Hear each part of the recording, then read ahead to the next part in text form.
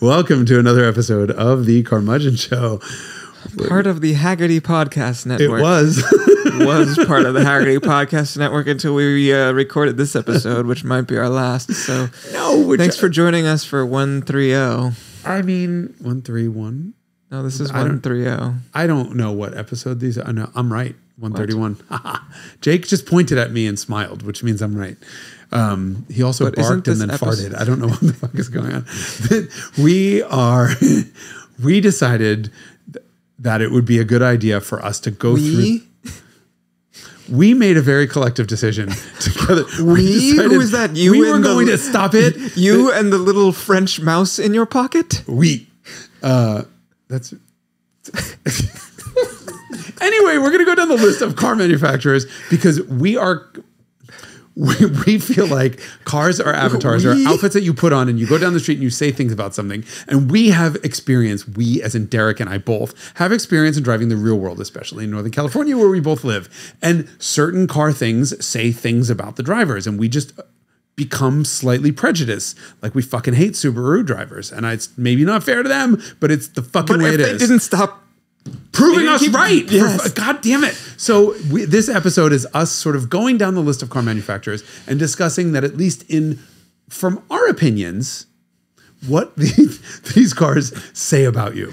And the only thing I can ask is, well, two things. Number one, please don't tell Haggerty about this. And number two, don't be offended about this. We're having a little bit of a laugh. We're having a good time and talking about what the message that these cars send is. Right. And if you like this content, then Haggerty Drivers Club Please consider joining the Haggerty Drivers roadside assistance for all of your cars, no matter what brand. All of your classic cars, no matter what brand, even if we hate it and we think you're the world's worst human being, which we probably do if you're driving any number of these cars, which is basically all of them. And what else? Unlimited access to the valuation tool. And VIP events, discounts on your favorite stuff, and a subscription to our award-winning magazine. Not to mention unlimited access to Haggerty valuation tools. The link is below, and please remember when you're watching this episode, we're just having fun.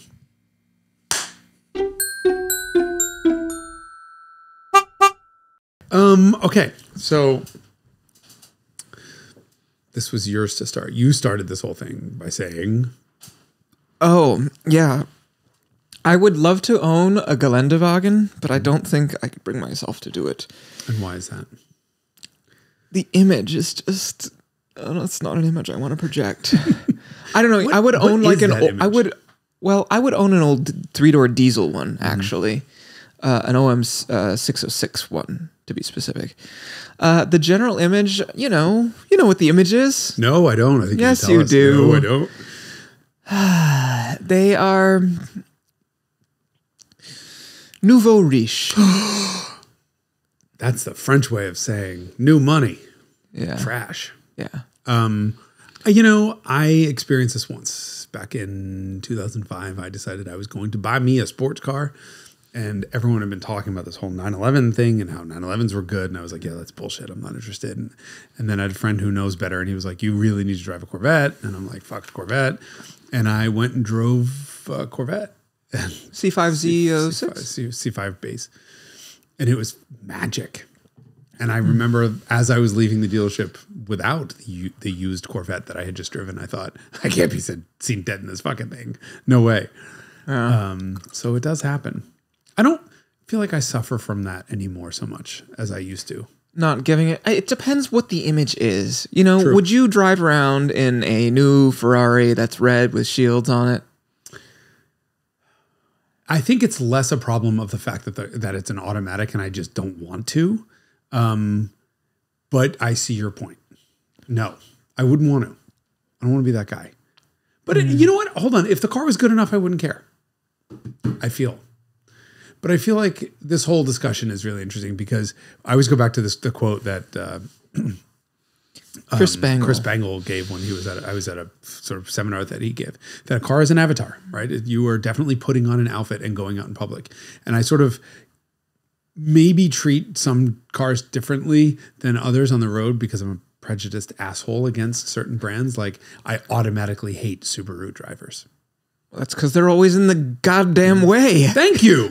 Right? I mean, there's clearly, look, you know, without getting into any sort of having nothing to do with humans, because I don't want to get into any offensive conversation that's going to get us really in trouble. But we are builders of information. And when I have 75 fucking Subarus in my way doing 10 under in the goddamn left lane, 4 wide, pissing me the fuck off, eventually I'm going to start associating Subaru with asshole. Mm-hmm. And it's just the way it is. And I think that's part of the problem with a lot of these cars. I mean, this is not for nothing. This is not for no reason, right? The type of car that someone buys is a reflection of their priorities and interests and needs and values. I mean, the person who chooses a Mitsubishi Mirage is... No one chooses a Mitsubishi Mirage.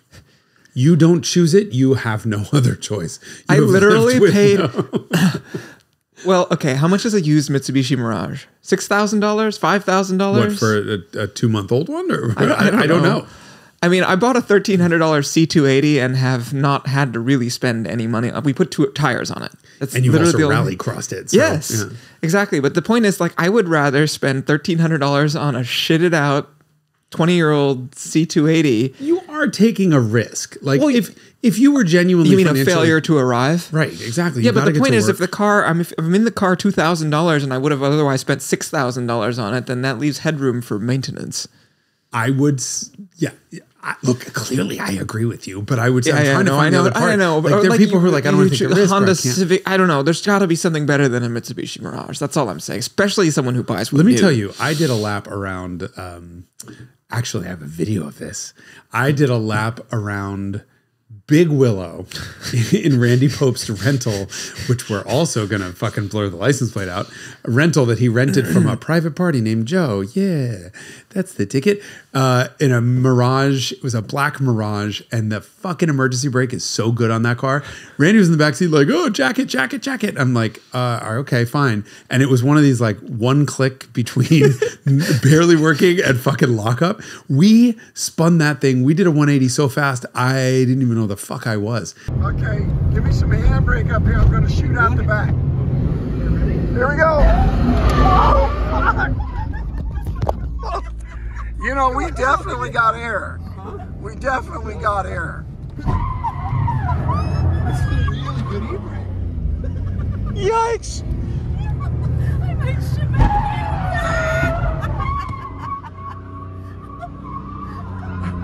You're the only guy to ever burn rubber in a Mitsubishi Mirage. There's a wall over there. Shitboxes can be fun. Yes, I like shitboxes. Some of the cars that have given me the most joy are cars that are just so poor, like BMW Zeta. Like, yeah. But that's not an anonymous like. I think there's a trough of like, there's a center of like in that continuum of like anonymity where like it's really bad, and then when they get so horrendous, they become cool, right? Like, and Zeta's fucking cool by virtue of how it looks. It doesn't matter. Device, right? It's a fashion statement. It's like a mini moke or something like that. One of the parts of this whole conversation that I find so interesting is when I talk to people about what cars mean in terms of image. And so I just got myself in trouble because I was on Leno. Jay Leno's Garage brought me in, and I brought the Scirocco, and I said something about like, you know, I called myself white trash. But the idea was that in Germany, especially at the time, you were total trash if you chose a Scirocco.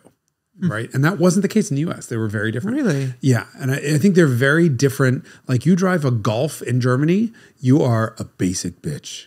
Like, you have no creativity. It's like choosing a Camry here. Yeah. Right. So we look at a Camry driver as like, of course, they're going to have a dent in the corner of the car. They don't care about. It's going to be tan. The tan cam. Right. It's going to be driven by someone who's given up on life. Well, for whom motoring is not a priority, right? Which is the same thing as giving up on life. Okay, yes, I would agree. But it's very similar. Like, a Golf for us is not that way at all. No, it's like a thoughtful choice where you're like, I don't have a ton of money to spend, but I want something that's sort of like engineered a little bit better and more thoughtfully packaged, and I don't care about like, space as much as I care about quality. Yeah, especially if you're buying a diesel. You know, you cared about destroying the planet. I bought. Well, that's not what the people who were buying them thought. They thought clean diesel. Yeah, the old ladies sniffing cloths from the exhaust. Yeah. So I find it so interesting that throughout in different cultures, different cars mean different things, right? Yes. So like I couldn't have had that Corvette. However, if I lived in Amsterdam right now, I would have a fucking Hellcat. Yeah. Yeah. It's so funny also, like when I will never forget, I was in Sirmione in Italy, and it is this touristy town, and there's this German-plated Challenger, and the people who buy American cars in Europe, they're very, very special. Yeah. Like they are really willing to go out of their way to spend a lot of money on fuel and have something that's really much too large for the environment and just doesn't really work there in order to make a statement. And Swiss people especially are really fond of American cars. Germans, but the car had like fuzzy dice and stuff on it, which is not Americana-ized. Yeah, it's sort of like it's a caricature of this image of what America is, and like sort of diners in Europe. Well, but you do realize I have a Honda Beat. Right? Yeah. I mean, a Honda Beat is probably not special at all in Japan. It's just a stupid K car, and it's a rolling spectacle here. And I have a Japanese license plate on the front of it, and like we do all the same thing. It's all what you can't have. Yes. I mean, what I loved the most was you getting pulled over in Italy in your Mercedes Cosworth, and we have been warned. I don't know if the acute listeners remember this. You'd been warned by our Italian. Our coworker and friend who was like, watch out, you're going to be pulled over for being gypsies, was the word he used. Yes. And he said this is considered a gypsy car. It's a car for transients who, I don't know whatever the image is, but it's not good, clearly. Not good. And there I was in an E30, probably doing something bad. Totally fine. They got you. Yeah. Yeah. It's so funny. It's happened to me twice in that car. It's so like a Mercedes in the US, I guess a ratted out W220 might portray a bad image. Yeah. But like a big car. Yeah. But yeah, like a car that's that like old. Who's getting themselves in trouble in a subcompact Mercedes sedan dogleg? Yes. Then again, my first Cosworth was used as in police stings after it was stolen and by a drug dealer. But anyway. In the US, it should be noted. So I would like to sort of organize this whole ridiculous thought in terms of two things. My Instagram feed, because I'm a sick fuck, is nothing but instant karma dash cam. I love the videos. Instant karma ones. Oh, they're the best. And it's fails. It's like bad driving fails, crash fails, and then like people falling off ladders, and then stupid people trying to impress each other. Like it's just general fail. Hold my beer comments. Plus, there's this group of Australians, I think they're Australian, I'm pretty sure they're Australian, who sit at a table and try to make each other laugh. And if I try to make you laugh and you don't laugh, I have to take a drink. And I don't know what their channel is. I don't know anything. They just keep coming up in my feed, and they are so unbelievably offensive that it's almost like it was me on the camera. Well, this is the last ever episode of the Carmudgeon Show. No, I'm not nearly that offensive, and I'm not nearly that funny. They are genuinely fucking funny, and it's like funny dad jokes and like whatever else. So I think what we should do is, given that maybe not all of our viewers are from America, we should teach the world the most offensive / most honest one word or sort of short form image of what you're projecting when you drive different cars, at least to us. I want you canceled. I'm kidding. No, it wouldn't have to be. We don't have to be. It doesn't have to be offensive, but it should be honest. Okay, so we did Subaru. Yeah, assholes, right? I mean, but but assholes through obliviousness. Right. I was going to say inconsiderate by virtue of obliviousness. Yes, obliviousness is a key characteristic of a Subaru driver, and we're not talking WRX or S. No. This is like Legacy Outback or Ascent. Or as in like I picked up a Sentra Crosstrek. asshole in front of me blocking fucking traffic. There's your Ascent. For goddamn, what? Maybe it's just a West Coast thing because it used to be it was Buicks and then it was Toyotas. Specific. But fucking, oh my God, everywhere you go. I had a photographer I used to work with. Everywhere you go in the world, mate, there's a fucking Toyota in your way. Well, now he'd be throwing things at a Subaru. Mm-hmm. Because at the moment, it's everywhere you go, they're fucking Subaru, and they're so slow and they're so scared and they don't move because they don't want to hear that mooing of that terrible fucking CVT. Oh, okay. It's I mean, it's just you are not interested in cars whatsoever. Yeah. But there's also sort of this element of projecting I have an adventurous lifestyle. Exactly. It's I have a 4-wheel drive so that I can go, hey, lady, you live in the fucking Bay Area. It rains. Ooh, you don't need fucking 4-wheel drive to make it up a hill in the rain. Ooh. By the way, that was lady. The next one will be, hey, dickhead. It's I'm gender un. You discriminate equally against everyone. I hate everyone. It's literally on my license plate. Okay, so I think we should go. So Subaru we have covered. Well, then of course there's the quintessential representation of enthusiast Subaru drivers. Vapors. Yeah, vaping right? fuckboy thing. I keep thinking you've used the term fuckboy many times on this show, and I don't understand where that comes from. Where does that word come from? Why fuckboy? Do you not know what one is? Douchebag. Yeah, like they're asshole. like these. They're like, but there's like a sort of, I don't know. I don't even know how to explain this. This is Am I going to have to Urban Dictionary? You might have to. It's a sort of. There's an element of like kids. A fuckboy, vulgar slang derogatory, a weak or contemptible man, a man who has many casual sexual partners. Those things so player, are not related. So player was a part of it. That was a word that I was going to say. You really think somebody's going to bang somebody who's vaping in a Subaru? They're not getting laid. They may want to. Oh, hold on. Jake just giggled. Does that... we need to have Jake... Like, Jake needs to have a buzzer. This really is. Over the line. Objection. Oh my God. Look at the use curve over time for fuckboy. It became a thing in 2019. Very violently so. I will hold my phone there. Use of time over for fuckboy. Okay. So this is a man who has many casual sexual partners. I'm going to say hero.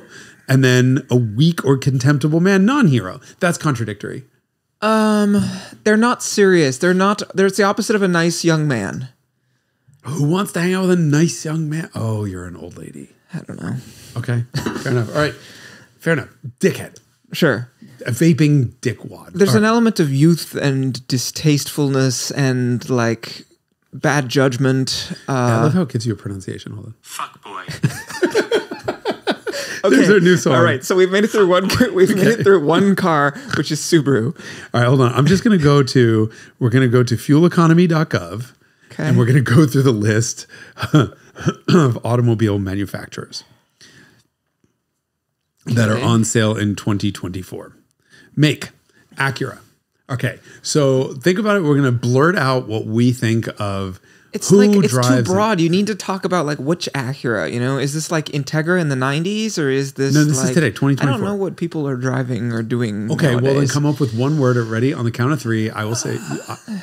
I can do mine first. I'll go first on this one. Okay. The person who drives an Acura is who? Literally, that's what I say. Who drives a fucking Acura? Yeah, that's my reaction what's too. the I think that's what I was decision tree? struggling with. Right. I mean, that blue paint is gorgeous. They have some great looking paint at the moment. But if it's an Integra Type S, that's a different vibe. That's in the same but if you're way buying like a regular old Acura midsize, it's like MDX. Yeah. I sent a friend of mine wanted an MDX so badly, and I sent him to the dealership and had him interact with a friend of mine who was the sales guy at the dealership. And the sales guy said, "Excuse me, why do you want this car? Go buy a Honda." And he still fucking bought it anyway. To which I have to say, well, how stupid can you be when the salesman's like, "No, you really don't want this thing." So it's like premium, it's low trouble, it's like you don't really care about cars, but you want something nice that's not going to be too expensive to maintain. Which is a shame because Acura, I would say 10 or 15 years ago, Acura, like a TSX, the original one. Acura's golden age is, like the sort of early to late 90s. Or 2000. Give me a 2002 Acura TSX. That means you are up and coming, professional, educated, but you don't want to waste money on a BMW, and you want a car that's almost as good, but you're not well engineered and sort of has an element of enthusiasm to it, but not in an offensive way. That has a very clear identity, which used to be Acura Legend. Yeah, it was you were. Yeah. All right, we're done. Okay, next one. Alfa Romeo. Oh, poor sap. I guess if it's, well, it depends on what Alfa.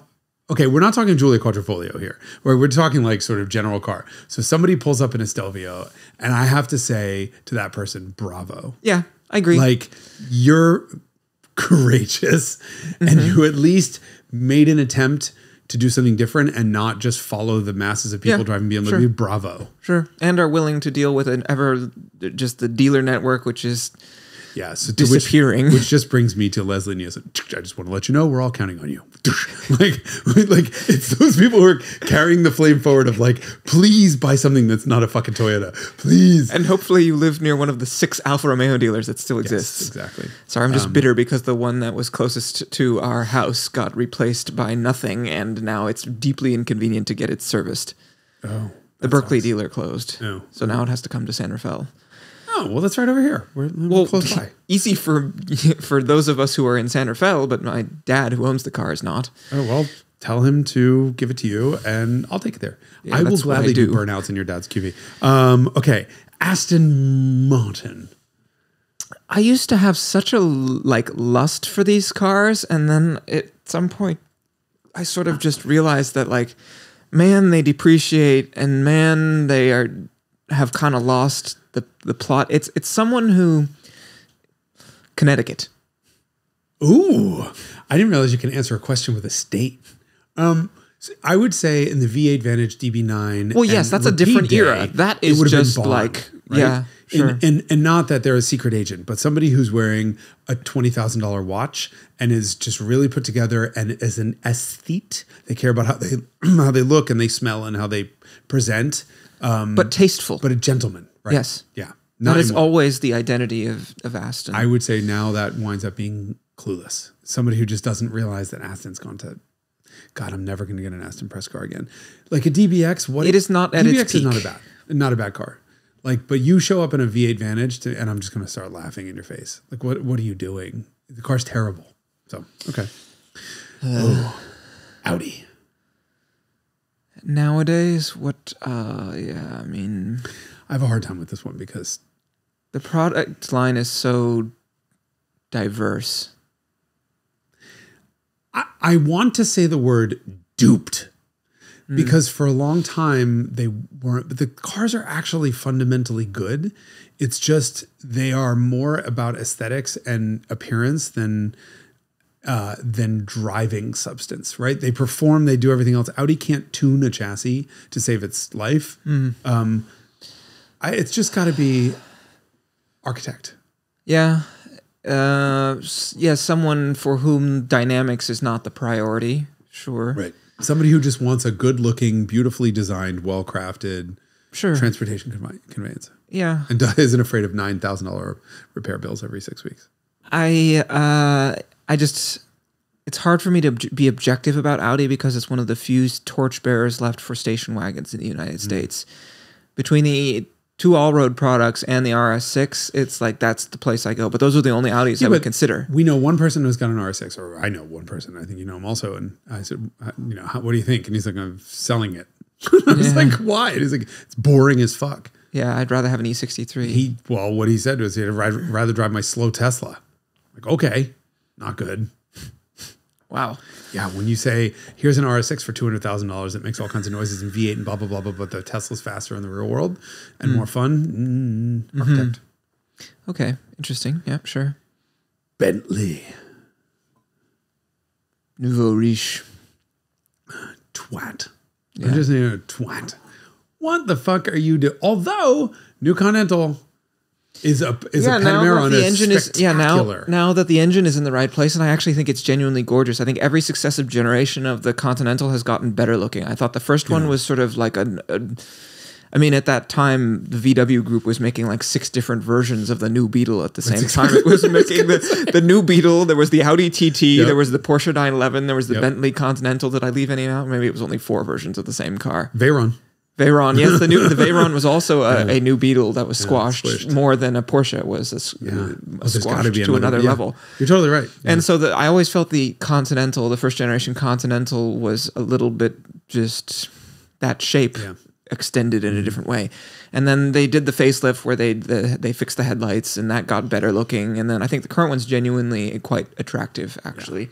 And available still with 12 cylinders, which is kind of a rare thing. There's actually some compelling characteristics to it. That having been said, the type of person who buys it is different from maybe its individual merits. I don't actually have I think the Conti series is great. I mean, it's not quite Mulsanne, but no one bought Mulsanne, so I was wrong. The Mulsanne. Well, that was the point of Mulsanne, was that very few people would buy it. It was for a superior sort of person with a superior sort of bank balance. Well, the problem was that they wanted this many few people to buy it, and few people bought it. So that was a problem. I love those things. Yeah, me too. But I guess my problem is only Bentayga. Like if you, yes, Bentayga's twat. Conti but I mean, everybody is just printing cash. I mean, Purosangue, everyone has to do it now. Fine. Yeah, but Lamborghini Purosangue is at least what it is. Yeah, at least it's 12 cylinders. A Urus and a Bentayga are just not fair to the customers. They're dupe deals. Okay. I mean, the Bentayga's like pretty plush inside, right? It feels and looks like a Bentley. It's got nice chrome and leather and wood and stuff, right? Yeah, whereas until you start. No, kind of like you go to reach up over your head to the interior light slash like sunroof control combo thing, and it's literally Audi shit with sprayed on chrome coating over the plastic, and then the knurled knobs that you're touching on the steering wheel are Audi stuff where they've just added chrome paint and knurling to it, and I just think that's a caricature of what it should be. It should be real metal. We should be having real materials, not just. I mean, that's why we like the Mulsanne, and that's why nobody bought it, because it was $400,000. Yeah, but even the Conti doesn't have. It's all chromed crap, but it feels good. It's all chrome stuff. I'm sorry. I haven't spent any time in a Bentayga. No, you get. I've spent a fair bit of time in Urus's, and that is the Anus, and that is so unacceptable for the price point. The back seat is worse than an Audi in terms of like the amount of plastic and like the presentation. I would say that is equal to the Cullinan in the offensiveness of its terribleness in the back seat. I don't understand what twat in product planning was like, let's save $4 on and is the Cullinan low rent in the back? Shit. It's really? I think worse than a Urus. Really? Yeah, it's unbelievable. The Phantom is very nice. Phantom's fantastic. Like I think the sort of Germans are like, well, we can still fool them into buying shit SUVs because everyone loves SUVs. In the same way that like a 5 Series and an X5 were classes apart in terms of material qualities until it wasn't the last generation like GLS where Mercedes was like, hang on. If the GLS is the GL version of the S-Class, i.e. whatever, maybe they should be comparable to each other. And so Mercedes for GLE and GLC, when they sort of redid the naming strategy, I guess it's now almost 10 years ago, they really did up the game. Whereas before it was always an afterthought. The ML was always a fucking joke. Yeah, I mean, it was definitely junk inside. Right. That's true. So I think that the Volkswagen Group is still a little bit riding on the idea that people will buy anything so long as it's an SUV, and they're not going to be objective about it. But BMW, I'm going to recuse myself for. No, I'm not. What do I think about the person? Fraud. Yeah. Or just delayed. Like you're just delusional. Wow. Well, it is they think they have drivers. That's why I said fraud. They think they have a driver's car, but they don't because they're not a discerning enough motorist to identify that it's not actually a good car dynamically. And that's why that's insulting the car and the person all at once in one word. Very well done. Fraud. I'm proud of you. Fraud. I was just more thinking of momentum of the brand, right? These people think that they're just stuck in the past and they don't realize the car sucked, but you're right. They're a fraud because the car is not what it says on the fucking box. Ultimate and they're not discerning enough to identify it. Good point. Fraud. You're right. Oof. Unless, you're fine. Okay. Bugatti. You probably know more Bugatti drivers than I do. But you see a Bugatti on the road, what do you assume about the driver? Like what's that outfit? To me, it's car enthusiast for the wrong reasons. Gasp. Do I have to say gasp when I actually gasped? I don't know. Double gasp. You can do both. I mean, this is obviously value judgment. This is entirely based on my perspective. To me, the joy of a fast car or a performance car is that it should be really communicative and transmit all of this excitement. And You know, I haven't driven a Chiron, and so maybe it's better in this respect. My experience with the Veyron is that it's a little bit 1,000 horsepower only, right? No, I've driven the Supersport actually, and the Supersport I actually quite liked. But I just think about that car. You know, why would you spend that kind of, when they were the same amount of money, which was once relatively recently true, buy that over an F40? To me, the excitement and the thrill and the communication and the tactility, all of that, and it should be part of a 7-figure car. I guess if you have both, sure, then I guess you let me could. make a counterpoint to that. The F40 is a pile of shit. The F40 is a plastic pile of shit. When the experience. Yes, I'm not going to, and I mean F40, absolutely no disservice by that, right? But you get in, it doesn't have carpets. No, the dashboard's covered in Velcro. Exactly. Whereas a Veyron or a Chiron, because I guess this is, we're looking 2024, is probably the best built car in the world. And so you have a little bit of the Audi phenomenon. Yes. But the car drives. So great. But it's not a sporting experience. And I guess that's the part I take issue with. Fundamentally, I agree. I think they're beautiful. I think especially the Chiron is beautiful inside and out. I think the Veyron was not aesthetically very successful. And I think the Chiron is everything that the Veyron should not be. It was one of those times where when the new car comes out, you're just like, yes, that. I knew I wasn't quite on board with whatever was happening before, but they fixed it and this is exactly what it should be. I like the car. I struggle with the fact that it is not the sort of, you know, it is spiritually exactly opposed to like a GMA.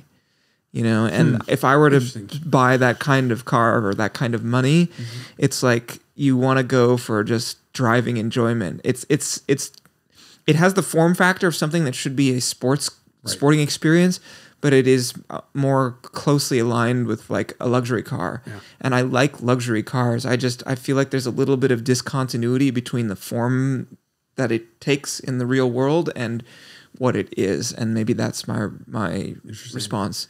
It's so funny because I've seen Bugattis on the road, and I'm in the car with like a friend of mine. I'll be in the car with a friend who's just not a car person at all. I remember one time my friend Lauren, she was like, "What a douche! What a fucking show off!" And I'm like, "No, hold on. You can be a douche and you can be a show off in a Ferrari or in a Lamborghini or whatever. You are exempt from criticism, but when you're in a Bugatti, because you have now said, I'm going to spend the most amount of money I can possibly spend on a car, and I'm going to have the best motor vehicle in the world. Period." And I have a different philosophy on. I see a Bugatti on the road, and I'm like, cool. That first of all, I mean, it's more than that. You're like, holy shit, somebody's driving a Bugatti. And they look spectacular. But I just like instant cred. Like you didn't cheap out and get the fucking 911 Turbo S, right? You went or the Aventador. You went full hog and said, you know what? I want the speed, which is probably irrelevant anyway, but I just want the best car in the world. And I give a lot of credit for that. I feel like there's almost a zero douche factor to me. It's not douchiness. It's just that driving purity is not the priority. And I have an adverse reaction to that. But I mean, you could say the same thing to a person riding around in a Phantom, I guess, you know. I see what you're saying because I feel like leases are douche proof, right? You're signing yourself for so much misery, right? In exchange for the experience that it winds up being douche proof. And so I can kind of see, well, you're signing yourself up for 2/3 of the misery of getting in and out of that thing in that same sort of form factor, elongated and widened. And you don't have the driving experience to go with it. But actually, I do really care for the way that Chirons drive and the 1,200 horsepower Veyrons drive. So, okay, interesting. Yeah, I've never kind of looked at someone and said, what an asshole and for showing up in that Bugatti. No, I mean, I would choose a GMA or a F40 or F50. Maybe they also chose that. Yes, they did actually. That's actually 100% true. Interesting. Buick. Dead. Or moribund. Died 3 weeks ago and still coasting to a stop. I mean, what else could you say? Rental car. Rental car companies buy Buicks? I think so. I assume. But around here, anytime you see one, it's a rental, right? No person who's actually intentionally. There is one new SUV. What the fuck? It's so gorgeous. Made by Buick? Buick, yeah. Is it like the Invicta? No, it's Envision. I chased one down on the road because I'm like, what the fuck is that? It's stunning. I was like, God damn it! I thought this brand was dead, and now they had to. I mean, they made the Cross Tour or the Sport Tour, that wagon that was really cool looking. Oh, that was the Opel. Which is now Regal Cross Tour. Now, of course, a Stellantis, but so you can't do that anymore. But no, what the? I like they've made a couple great looking cars recently, and I'm like, shit! I thought they were dead. Would you just die already? Stop being beautiful. Yeah.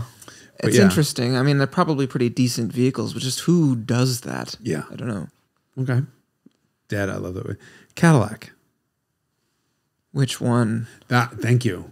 Because there's somebody. How many models does Cadillac make? 8, 6? The problem is that's they how make many everything Cadillacs from there are. Front wheel drive SUV, like pod SUVs that are just Korean Chevys, then to everything to like CT5V Blackwing manual, which is a rear wheel drive manual transmission supercharged 700 horsepower monster, to what we all really associate with Cadillac, which is an Escalade, which Cadillac doesn't want to be associated with because they don't like the Uber thing. I mean, to the company, I say confused. To the driver, I say, I don't know. Depends which one it is. That's when you can't. If they're in a Blackwing, you're just like, you are a hero. Yeah. You're willing to put aside the imagery associated with Cadillac in order to drive one of the best sports sedans. Okay, hold on. That's a really good point. So if they're willing to put aside the imagery associated with Cadillac, what is that? What is that imagery? Well, depends on who you're asking. But it's certainly not enthusiast car, right? And that car is an enthusiast car. And so if you're like, I'm agnostic about the image or brand and I just want the best tool to do the job, then you'd buy that. And then, so that's like a strangely like rational thing to do, is to buy the best product despite the fact that the image or pedigree or whatever it is associated with it. So the driver of a Cadillac CT4V or CT5V Blackwing is a rational hero. Kind of, to me, because if they're driving enthusiasts, they're just going to buy the thing that is the best. It's the best independent. Around. You know, like I would slightly struggle with the idea of driving a Cadillac, but then when I drive it, I'm just like, it's so good. Rational hero. Okay. Yeah. For that car, and then for all the other ones, I'm just like, you're for an Escalade. I'm like, you're just taxi. That's all I want to say. And then like the small ones, you're just like, oh, the small little SUVs. Yeah, small SUVs. Cimarron is what a Cadillac Cimarron once again. Chevrolet. Nobody buys those around here. Well, it depends on if it's a Bolt or a, you only ones you see are Bolts and Volts around here. You don't see like, I don't know, I have no idea what products they still make even. You see some of the they make SUVs. Impalas. Obviously you see Suburbans and stuff. Yes. Yes. Yeah, I don't know. I just rental. Yeah, rental car for sure. Rental car driver. Chrysler still 200 exists. 300. All of those cars are still made. They're all dead now, but the last couple of years have been.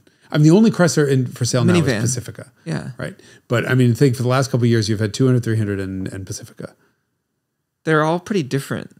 You know, the minivan image is different from like, that's a handsome minivan. Like that's a contender for me for minivans that is one of the less offensive ones to look at. No, I think it's great. And so if it's a Pacifica, you're like, okay, it's a minivan I'd rather look at than most other minivans. But if it's a 200, you're like, is that your credit score? And God damn it, you beat me to it. Just say 200 and 300, basically that's the FICA. So I drive a Chrysler FICA 200. My credit score is 200, therefore I drive a 200. But the 300 has this sort of like, that's a kind of maybe a guilty pleasure for me because it's rear wheel drive and there's Mercedes guts underneath, and you're kind of like, you're gonna buy a V6. You're gonna have a guilty pleasure of a 300. A Chrysler no. I mean, of course you'd want the V8 version, which is the Dodge. You can get a 300 V8. What I want a Dodge Charger wide body Scat Pack 392. I would kill for one of those fucking cars. Another one I couldn't be seen dead in. Yeah. But definitely. I had like a red, a press car that was a red, flared fender wide body, and I just love that pile of shit. Yeah, it's kind so of endearing. It's kind of hot. Yeah, and it has genuine character, which is not common. Looks like we're jumping into Dodge, which is actually next on the. Oh, good. Yeah, perfect. Yeah. I mean, Dodge has an image issue for sure. It attracts the type of person who's going to be driving through highway traffic at 115 miles an hour. You mean like an Ultimate driver? Like an Ultimate. On those crack? Those are the cars that do that. You know, they're just like, but I get it. If you want to do donuts and have V8 noises, there's not a lot of options left. It's an old school formula that fortunately still exists, even though the culture surrounding that car is. I mean, look, I own a Dodge, so I'm allowed to make fun of Dodge people. Yeah, it just the brand screams ghetto, but I'm fine with it. Like it depends. I guess it kind of depends on what it is. Charming. It's charming. It's a guilty pleasure for me. I mean, anything with big V8 experience. To be honest, if I needed a full size or a large sedan with an automatic, I can't think of one I'd rather have more than a Charger wide body. Mm-hmm. Like it's beautiful. It's a great looking car. It's genuinely attractive. Mm-hmm. And it's fast and it makes all the right noises and it's got all kinds of room. They handle well. They got good steering. Like, yeah. But I would say ghetto, but I'm allowed to because I am very ghetto. So, okay. I mean, enjoy your Pentastar. My vagina is offended. But not underpowered. Not underpowered. Thinks that Pentastar. My vagina is Pentastar. Just got her oil report back from Blackstone. Apparently, we've been driving it fairly hard as a camera car. Still, all wear is below universal averages, but it was a lot. It showed a lot more wear than the previous 7,000 miles because, of course, we were on track and it was 104 degrees outside and whatever. Filming. All right, Ferrari. Sucker. Yeah. The reason why I say that is the gamification. The gamification of Ferrari ownership and the way you have to play their games and get like the thing is they know that brand Ferrari knows that brand has so much equity that they can just provide they can just fuck people. Yep. And they're just like, it's Ferrari. I'll have more, please. I will bend over for additional.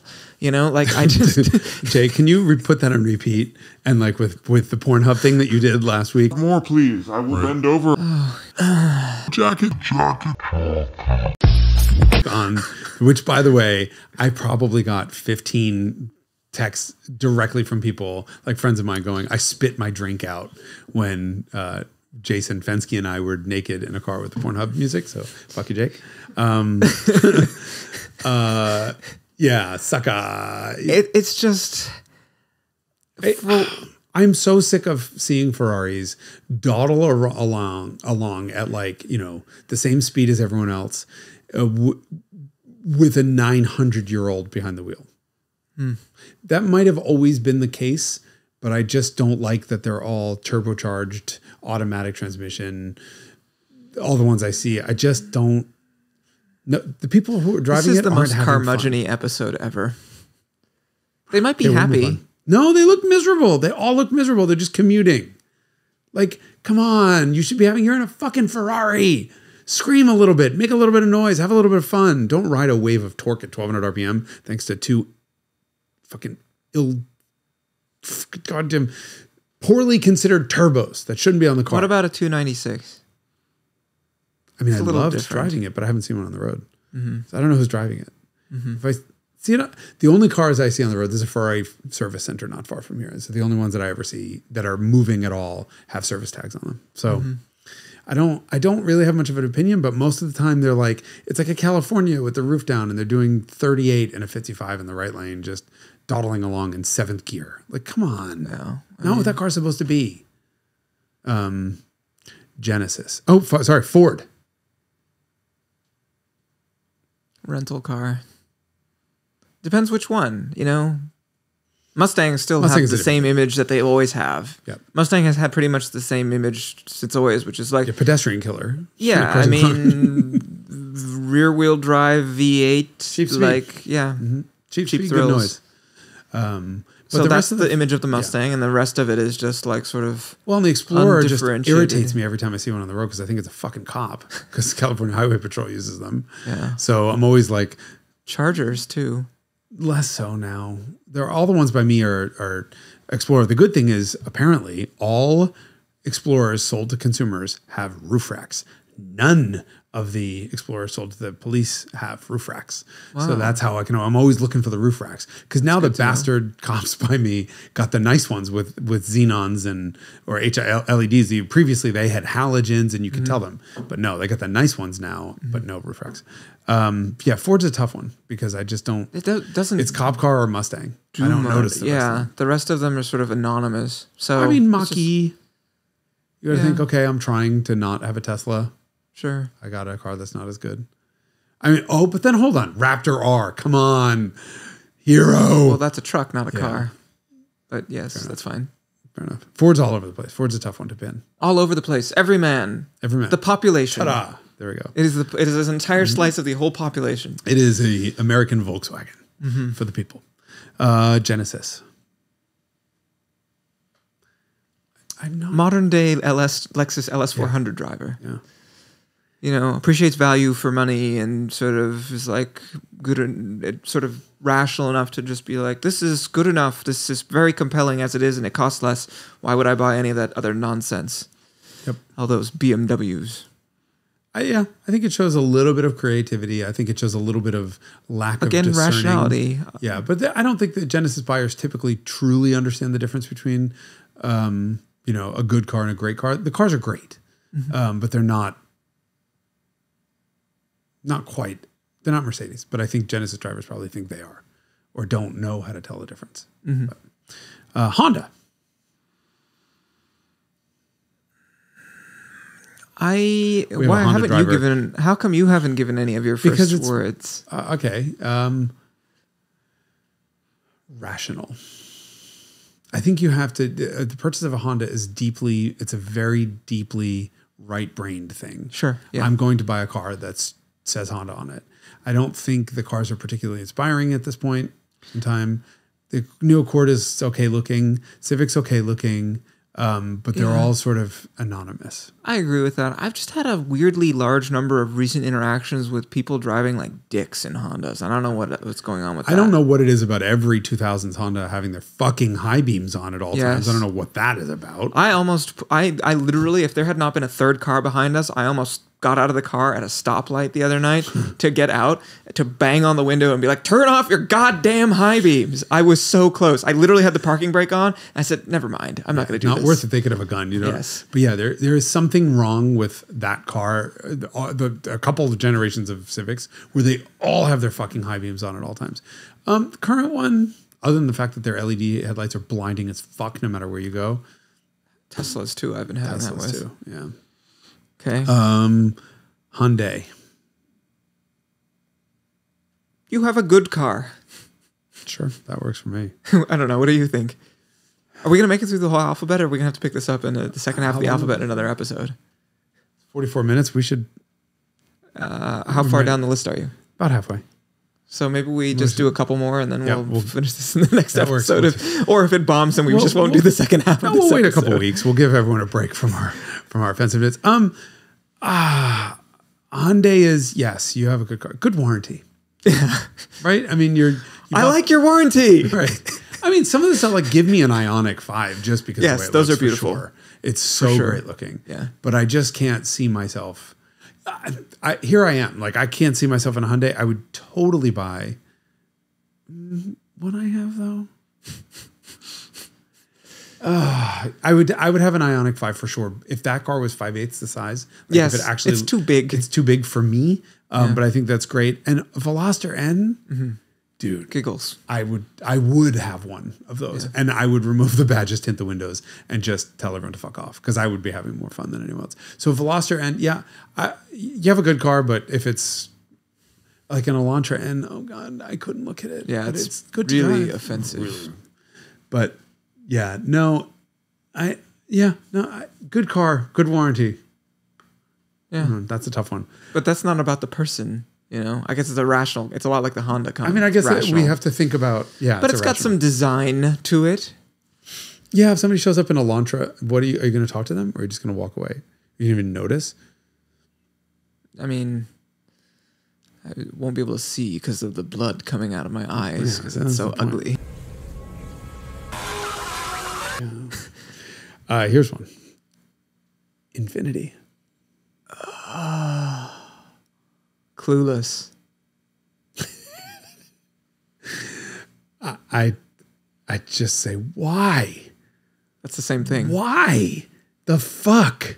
Yeah. Of all the choices you had, what decision tree led you down to the path of that fucking thing? Yeah. Like, is there anything left that Infinity makes? Which is so sad because they, again, like Acura was in the, I don't know, when was the golden age of Infinity? It's the VQs, I guess early VQs. Like there was a period where you're like, that's hot. Yeah. You know, they're like, what a cool, and the FX, when the FX first came FX out. was unbelievable. When you're The just like, oh my God. That second it was generation so mind-blowing. M, so the M56. Yeah. Or I'm sorry, well, I mean, the M45. 45, but it didn't sell that well, but it was definitely cool. But yeah, Infiniti had like individuality and identity and sort of like, oh, it's like a BMW, but without all the ass pain. Like, it's just, you know, nowadays. Ugh. Yeah. Like, hi, I bought a Q50. Oh, what? Yeah. I mean, do you know what a Q50 is versus a Q60 versus the Q40 is dead. The Is Q30 the Q50 the 3 Series competitor? Q50 is the old G35. Yeah. Yeah. 3 Series competitor. I mean, it's just, That's the only one I know. there are SUVs, Yeah. QXs, but one of them was the Mercedes GLA. That was a fuck up. Anyway, Jaguar. I haven't seen one in 10 years. I mean, when was the last time you saw a new Jaguar on the road? Other than, I just think of self-driving cars because I saw one the other day and I was like, oh, that one is black and doesn't have radar all over it. An I-Pace. An I-Pace. Yeah. I saw an I-Pace the other day. I can't remember the last time I saw a Jaguar sedan. I had a little mental note. I mean, enough for me to recall it just now that I saw, Jaguar sedans. Yeah. I mean, you see old ones around and then you're like, oh, an old Jaguar. On the side of the road waiting for a tow truck. Yeah, I mean. Yeah. You know what? When I see those, I'm like, I would love to talk to you to understand the underlying decision that you made and whether you like it and whether it's good. And a friend of ours has an XF Sport Brake, and I think that's really cool. That's very cool. Right. But short of that, yeah.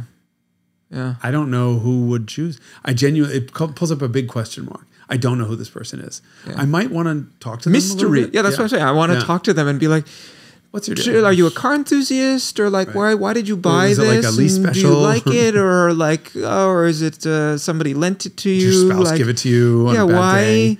Why? Talk to me through. I'm curious. I'm intrigued. I'm concerned about you. I want to offer you my help. Do you need a hug? Oh God. Jeep.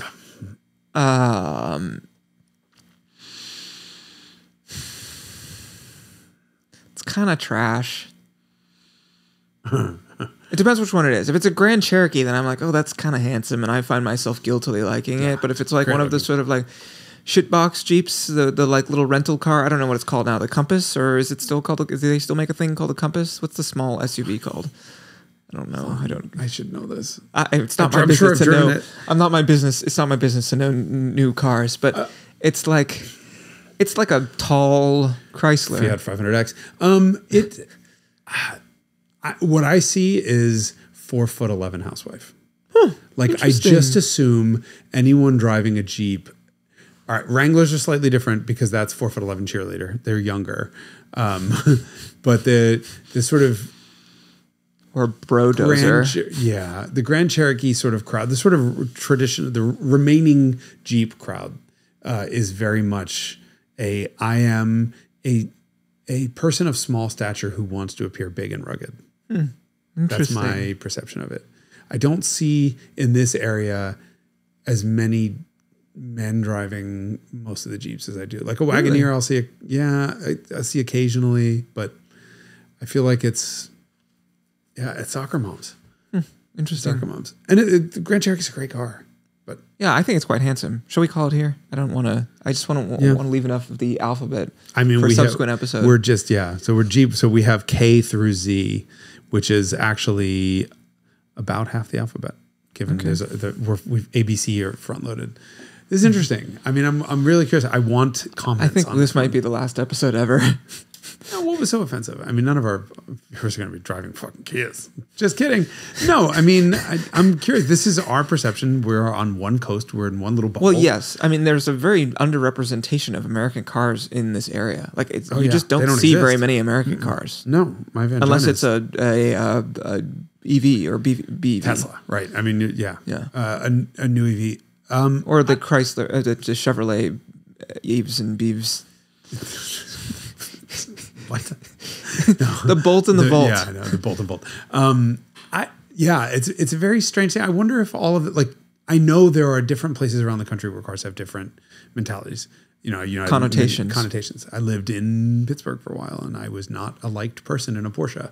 I was an asshole to be on Liviu. That doesn't exist here because those cars are so common. Yes, they're so ubiquitous that nobody sort of even sees them.